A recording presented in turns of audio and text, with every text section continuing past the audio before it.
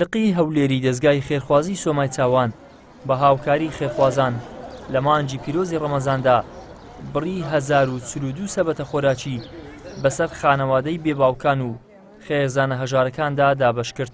بۆ هەر ماڵێک 8 جۆر خۆراک دابین کراوە لەو خۆراکە سەرکیانەی کە لە ژیانی ئاسایی ڕۆژانەدا پێویستیان پێیەتی. ئەو سەبەتە خۆراکەی ئەو ئامادە کراوە 1042 سەبەتەیە. بەشی هەرە زۆری ئەو بێباوکانن کە لای ئێمە موچیان هەیە، بەشێکیشی هەژار تێدانە. هەژاری ئەو هەژارانە هەمووی ئەهلی زەکات. پرۆژەی هەلیکارمان هەیە کە ئەو منداڵە گەورە بوو کوڕەکە یان کچەکە فێری خەیاتی دەکەین یان کوڕەکە گەورە بوو ماتۆڕێکی بۆ دەکڕین هاوکاری دەکەین کە بێتە سەر ئیش و بێتە سەر هەلیکار. پرۆژەترمان هەیە مەدرسەی قورئانمان هەیە. ئەو منداڵە یەواش لەگەر هاوکاریکردنی مادی دەمانەوێت فێری خوێندنەوەی قورئان و ئادابی ئیسلامی بکەین. بەشێکی زۆر لە خانەوادەکان لەگەڵ منداڵەکانیان هاتوون تاکو و بەشە خۆراکەکانیان وەربگرن.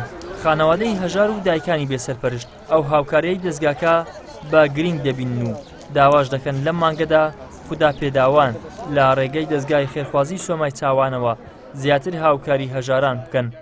بەشی 15 ڕۆژم دەکاتن زۆر دەستخۆشیتان لێ دەکەم، یانی ئەو هاوکاریەوە دڵخۆشی ئێمە بوو. ئەم زۆر دەستخۆشی لە هەمووتان دەکەم، زۆر سوپاستان دەکەم. زۆر مەمنونی خوا خێریا مرسی ئەو عالەمان ینی ئەرزاقیان عالەمێ زۆر مەمنونی خوا خێریا مرسی ڕەحمەت لە هەمیان یارمەتی عالەمێ بدە زیاتر باشتریش خێریا زیاترە. مەمنونی خوا خێرتان مرسی. شکرمان نییە و پێم 2 ساڵە نەمایە شکرم نییە کۆرەکەم گچکەیەویدی بەو ئەوەیە وردە خەڵک مساعدەمان دەکە و بەڕێوە دەچین بەشمان ناکە بەخۆشم نەخۆشیم هەیە ناوڵە پەشم ناکاتن. خوا خێریان بنووسی یا ڕەبی خوا جێگایم کاتە بەهەش ئینشاڵڵا خوایە. دەستگای خێرخوازی سۆمای چاوان جگە لە هاوکاریە مادی و خۆراکیەکانی یەکێک لە پرۆژە گرینگەکانی ئەوەیە دەستگایەکی تایبەت بە قورئان خوێندن دروست بکەن تاکو لەو ڕێگەیەوە بتوانن منداڵە بێباوکەکان فێری خوێندنی قورئانی پیرۆز و خۆڕەوشتی ئیسلامی بکەن.